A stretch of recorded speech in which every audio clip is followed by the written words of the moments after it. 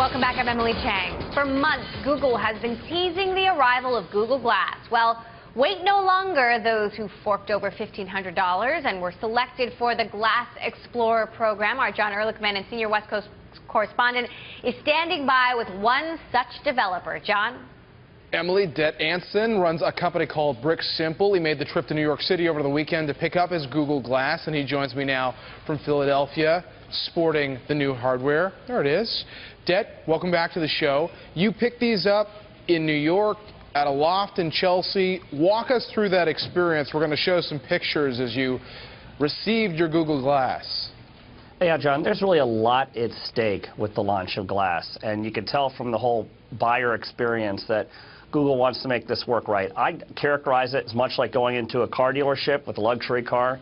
They kind of courted you through the whole process, wanted to make sure you understood how to use Glass, because Google knows the stakes here. They don't want to have a launch that sets wearable computing back a decade.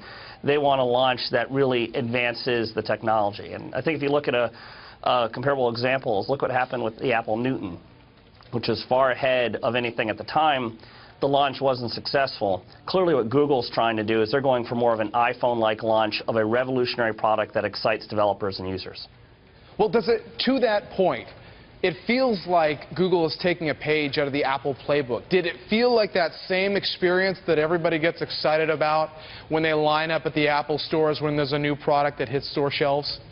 I think there's been a lot more anxiety than the waiting in line at the Apple store, because the purchasing experience is still done by invitation. So you receive an invitation in the email, you're waiting for that email, you're waiting for that golden ticket, and then you have to make an appointment to pick it up, either in Mountain View or pick it up in New York and Chelsea. You were able to shoot some video over the weekend using your Google Glass while you were driving, I believe while you were out with your son as well. We'll show that video. Walk us through that experience. Well, I think one of the interesting things about Glass, and I really didn't appreciate this until I was wearing Glass, is that Glass allows you to kind of capture those moments while being, in the moment. And as a parent, as someone who stared through a camcorder or a camera at something happening, it's great to capture those moments hands-free, really be part of it, and record those kinds of experiences. And it wasn't tough to do? It was pretty easy to do with the same way you would do it with your smartphone? Yeah, it's quite easy to do because it's voice controlled. So you simply ask Glass to start recording a video and it records the video, or take a picture. And it was interesting being in public events. I was out in Times Square. I was at this agricultural event that people kind of embraced it, which is interesting. We talk about the societal barriers. It seemed like the older generation was even more openly embracing it than the younger generation. All right, you've talked to us in the past about some of the practical uses we could see for Glass.